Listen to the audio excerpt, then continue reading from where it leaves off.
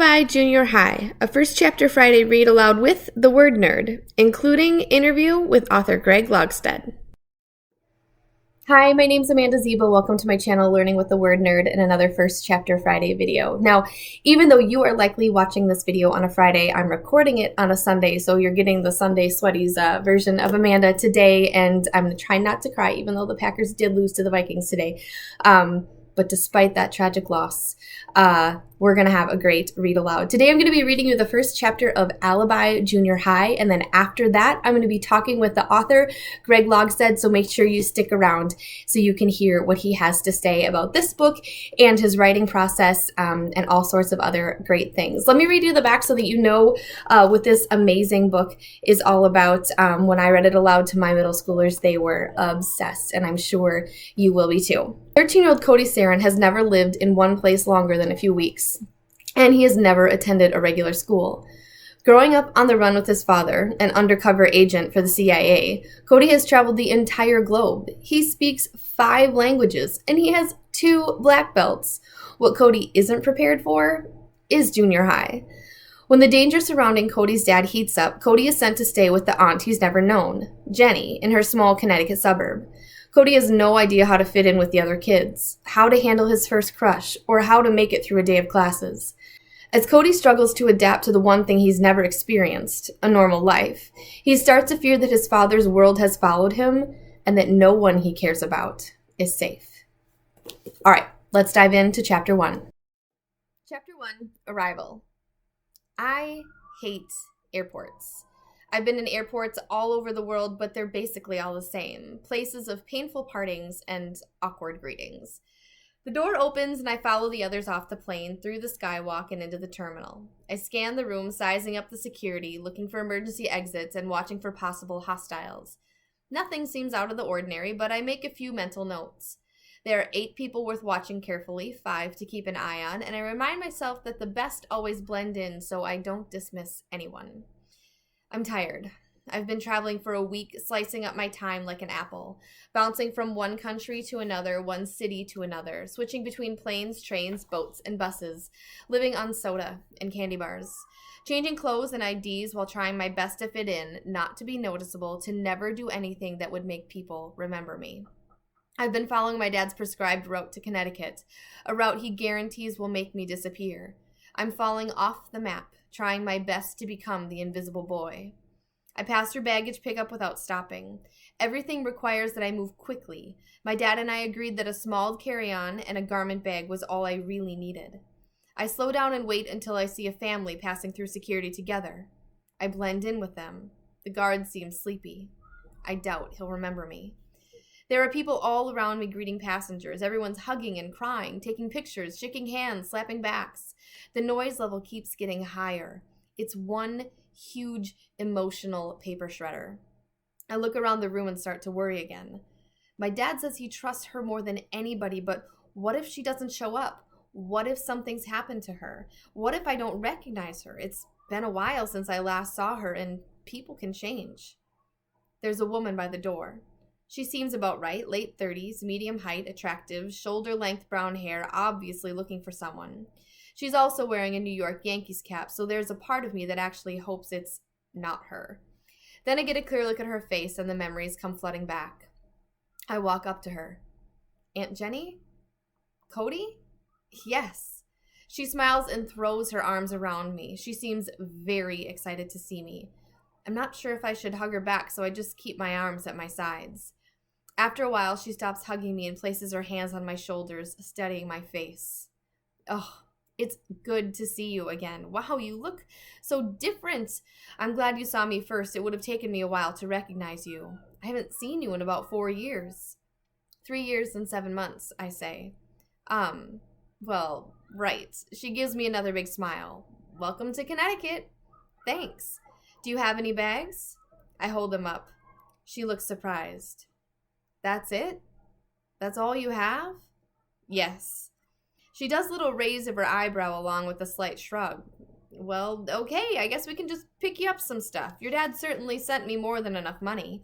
You don't need a collection of Rolex watches, do you? No. That was a joke. Okay. She looks at me and lets out a short laugh. She seems uncomfortable. Well, yes. Okay, I guess we should get going, right? Do you need anything before we hit the road? Something to eat? Bathroom? I look at her cap and remember the day at the cafe. I hate the Yankees. Her head snaps back. Okay, it's really just a cap. I'm not a fan or anything. I just wear it to keep my hair out of my face when I drive. Do you want me to get rid of it? I know I should say no, but I keep thinking about the waitress in Santiago, the blood, the smoke, the cap still stuck on her lifeless head, and I have to watch Aunt Jenny walking around every day with that cap on. If I have to do that, I think I'll go insane. Something inside me feels like it's melting, dissolving, collecting on the floor, and spreading out around me. I let out the word before I have time to pull it back in. Yes. She just stares at me. Maybe I shouldn't have said anything about the cap. Then she starts to laugh, a strange and different sort of laugh. Not like when you're laughing during a movie, more like when you lock your keys in the car while it's running and the music is jacked up to the max. Fine. She tosses the cap into a nearby garbage can. What do you say we hit the road? I follow her, walking slowly, scanning everything around me. It's great to finally be outside, but I find the vastness of the parking lot disturbing. There's so much space for people to hide in. There's so much activity. After walking together in silence for a while, it starts to feel very suffocating. I really should try to communicate. That's what people do in these situations, right?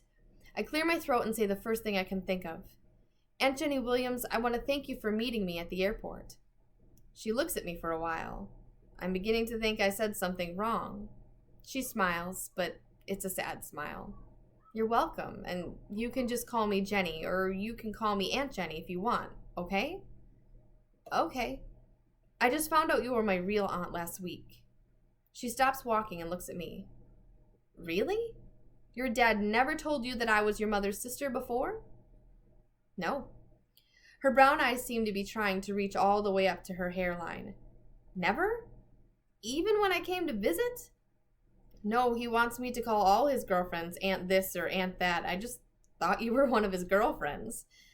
We started to walk again, but I feel a shifting in her mood. She's shaking her head. Something has crept under her smiling face. She raises her chin. Well, here's my car, Cody. It's a red Jeep Wrangler, a questionable choice for transportation as it lacks speed, mobility, and protection, although it is capable of off-roading in a poor weather vehicle. The color, of course, is totally wrong. We might as well just drive around all day sending up flares. She opens the door for me. I toss my bags in the back and buckle myself into the front passenger seat. The radio starts when she turns over the engine. It's set to a pop music station. My dad only listens to opera. His favorite is definitely The Barber of Seville, but I'm not sure. I think I prefer Carmen. We paid the parking fee, and after a few short turns, we're heading south on the interstate. The faster we drive, the louder she turns up the music. I don't know why, but the noise reminds me of the cafe. Is that how it's going to be from now on? Why can't the past stay where it belongs? I feel like we're getting boxed in. We're surrounded by cars and trucks, and they're too close. They could do anything to us. It's making me nervous. I can feel the sweat starting to flow down my forehead. My heart is pounding, and it's getting hard to breathe. I turn to Jenny and attempt to talk over the music. My voice comes out sounding desperate, pleading like I'm drowning, calling out for help. Are you naked? She jumps and gives me a puzzled, slightly horrified look. Am I what? Naked. Are you carrying? Carrying? Do you have a weapon? Her eyes open for a moment, and then she actually starts to laugh. Cody, I don't have a gun. I don't believe in them. My voice rises even higher. What do you mean you don't believe in guns? That's like saying you don't believe in knives or forks. I can see her knuckles growing whiter as she tightens her grip on the steering wheel. She snaps. Calm down. Statistics show that if you have a gun in your house, it's much more likely that it will be used against you or your family member. I moan and slouch lower in my seat. I'm doomed. What was my dad thinking sending me here? Last week, I didn't even know I had an Aunt Jenny, and now I'm supposed to live with her and trust her with my life? I feel like everything is slipping away from me. You do know what's happened to me, don't you? You know they're after me, right? You should have a gun. Jenny looks at me. Her hair is whipping around her face. I guess she really did need that cap for driving. She turns down her music and her voice softens. Cody, I work with computers and numbers, not guns, but your dad trusts me. Now you're just gonna have to trust me too. She takes one hand off the steering wheel and tucks her hair behind her ears. I'm sorry. I know you had a rough time. I know you're scared, but your dad and I are sure you'll be safe here. I wouldn't have agreed to this if I didn't think you'd be safe. Remember, he works at the CIA. If anyone knows how to hide people, it's him. And besides, they're looking for him, not you. I ease back into my seat. That's exactly what I've been telling myself for the last few days. He wouldn't send me here if he didn't think I'd be completely safe. But I still don't understand why I couldn't have helped him. We've always been a team. We've always watched each other's back. It's what we do. You look tired. You can take a nap if you want. We still have another 45 minutes before we're home. I tell her I'm fine and that I don't need a nap, but even as the words leave my mouth, I can feel my eyes closing shut. I fight it for a while, but then the radio starts fading into that soft mist of sleep. It's the same dream I've been having for 2 weeks. We're back in Santiago. It's the morning that changed my world. My dad and I are both in a great mood, and we're having breakfast at the small cafe we've been going to a lot.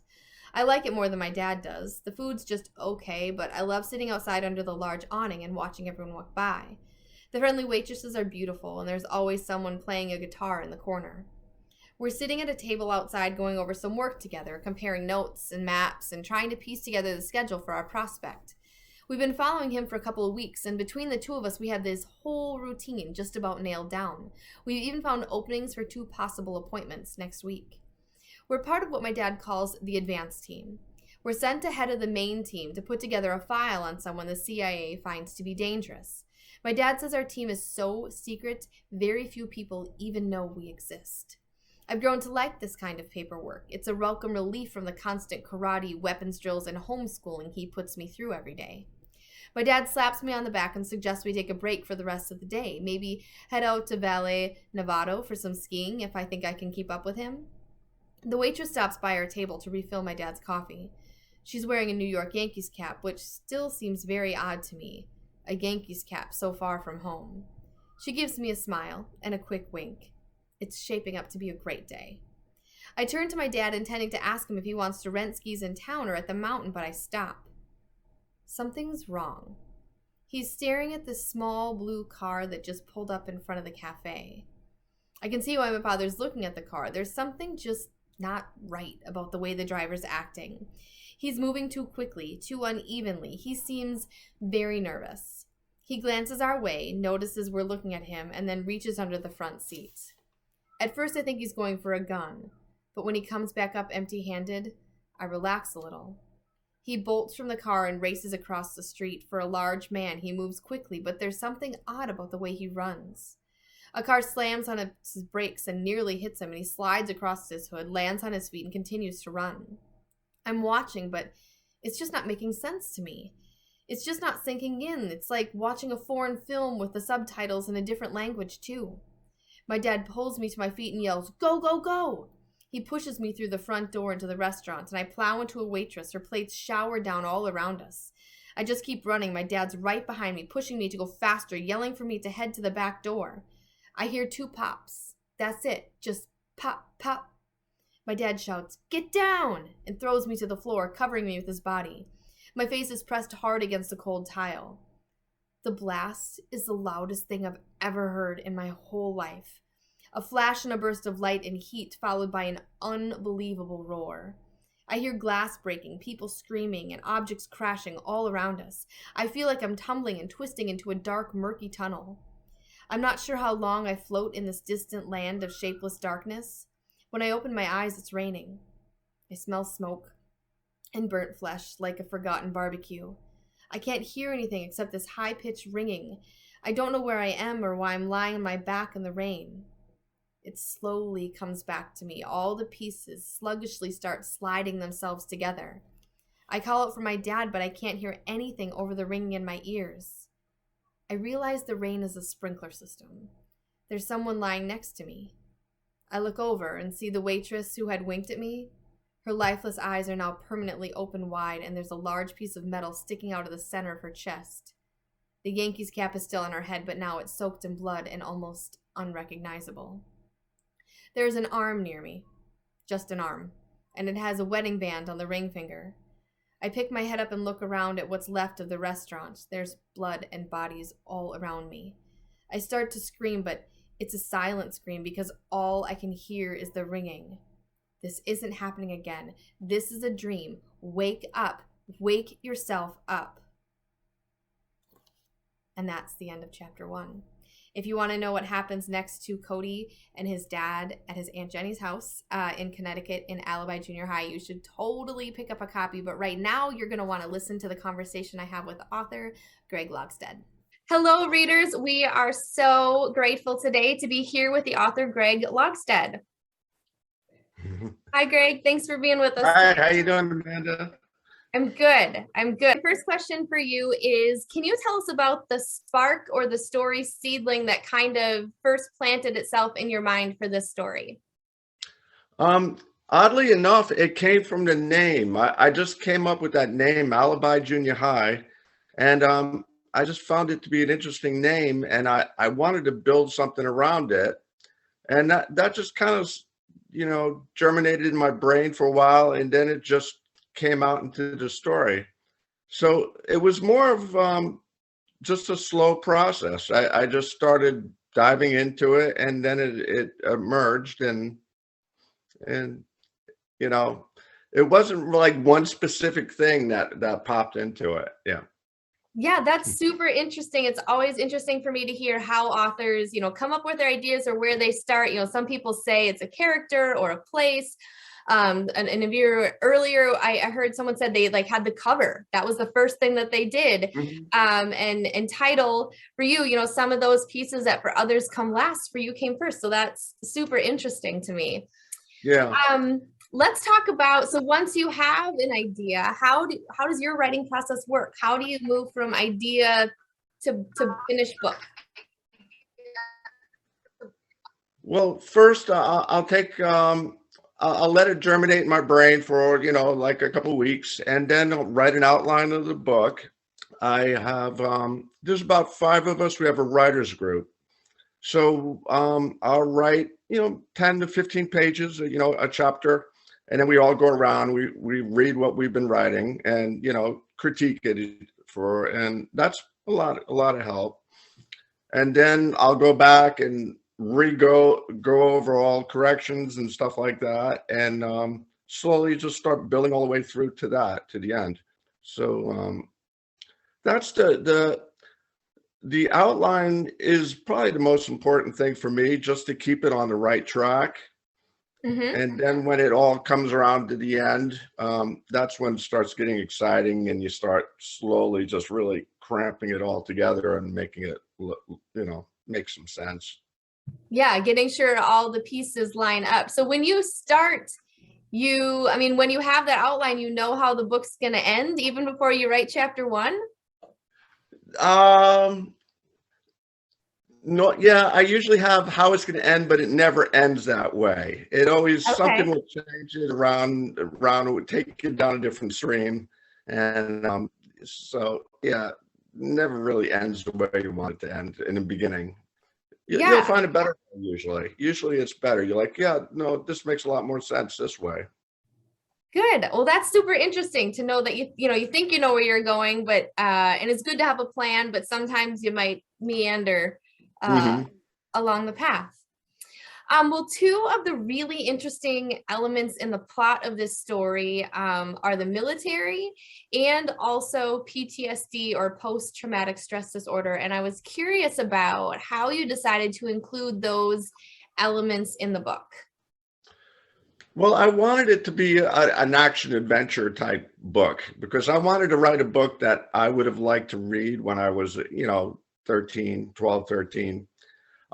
But I felt like the PTSD was just a natural part of the book. It wasn't anything that I consciously wanted to put in. I just thought, you just can't have violence throughout a book without there being consequences for it. So that came in. And then Andy, the Iraq vet, that just naturally fit into the story too. So that was the crux of it, basically. Yeah, I love how realistic it is, because a lot of times you have like these James Bond-esque, spy stories. Um and Yeah, the exactly. That's what I wanted to do. Yeah. Yeah, but it feels like they're so almost like cold, because they don't have like any of those like flaws or struggles. And so I really loved those components of Cody's Exactly. story. Yeah. So Hmm. bravo. I Uh, wish I wish I made more of a point of that after it was, when we were marketing the book. I thought that would have been a good element to include more, to just get that element out there. yeah, Yeah. because a lot of people who have mental health struggles, or who have people in their family or their life, it's kind of like an untalked about thing. We're getting Mhm. better as a society about talking about it, but I think that it's really great for kids to be able to see it in a book and learn about it that way. Exactly. Yeah. Yeah. One of the reviews for this book by Kirkus, who's a big time book reviewer, said that it was funny and fast paced. And I'm wondering if you can give us some advice about writing humor. Kids love funny. And so, maybe if your critique group helped you, or just we're curious about your process of how to write funny. Humor. Humor's always came like natural to me. Even as a little kid, that was my defense mechanism. I'd use humor when I was, in a situation I wasn't comfortable in. Uh, I remember like my third grade teacher was talking about oxymorons, jumbo shrimp and stuff like that. Yeah. And she said to the class, "Can you think of any examples of oxymorons?" And I just raised my hand and said, "Vacation Bible School." And something the way I said it, it floored her. It cracked her up. And Yeah. she started laughing so hard that she had to leave the classroom. And as a little kid, I thought, whoa, there's some power with this stuff, you know. Yes. So my advice would be, don't overdo it, because then it just becomes like a wise guy that's always kind of joking and stuff like that. Humor is better used just a little bit at a time, just to move the plot along. But I think every book needs some humor to make it, lifelike. Yeah. Absolutely. Yeah. Well, you did a great job with this one. Oh, My thank you. last question for you is, what is your favorite part about being an author? My favorite part is when you're writing, sometimes you just get lost. You get into the zone and you just keep going. And you can lose a couple hours sometimes. And all of a sudden you realize, whoa, where did time go? The favorite part is also when you finish. When you finish a novel, you put everything in it, you've done all your corrections, and you say it's done. It's pretty remarkable. I think that's probably the best feeling, even Mhm. better than seeing a book in a store or reading a good review, is that first moment right after you're finished your book and all the work's behind you, and you just feel like this excitement that grows inside you. Yeah, Yeah, yeah, like that sense of accomplishment, like I got there, I did it. I did it. Yeah, yeah. Yeah, awesome. Well, can you share with us what you're working on now? I just finished a book called Adventures in Nowhere. It's about a kid whose parents stick him in this little town in upstate New York, and there's nothing to do, and he loses his dog, and then this strange girl volunteers to help him out, and it's very whimsical. I think it's a lot of fun, and I'm hoping it gets published. It's being shopped right now. I'm also working on uh, something from Tom Sawyer. I'm trying to do like a young adult version of Tom Sawyer and Huck Finn. Uh, Great. um, Working on a murder case, so that's challenging but a lot of fun too. Awesome. Well, if readers want to connect with you or learn more about you, where's the best place for them to find you online? Probably on Twitter at Greg Logsted. You could find me there. My author page is down right now, but I expect to be up in about a month or so. That will probably be greglogsted.com again, so they can always reach me there. Okay, well, I will make sure that I link those in the description box for everybody. But thank you so much for your time today and for the great stories. We look forward to reading more. Okay, thank you so much, Amanda. Bye. Take care. To continue reading Alibi Junior High, check out a copy from your school library, purchase one from your local indie bookstore, or grab it from the link in the description box. Then be sure to check out the rest of the playlist full of First Chapter Friday videos for middle grade and young adult readers. Finally, please subscribe to this channel and check out the other great content I have for you online. Happy reading! See you again next time.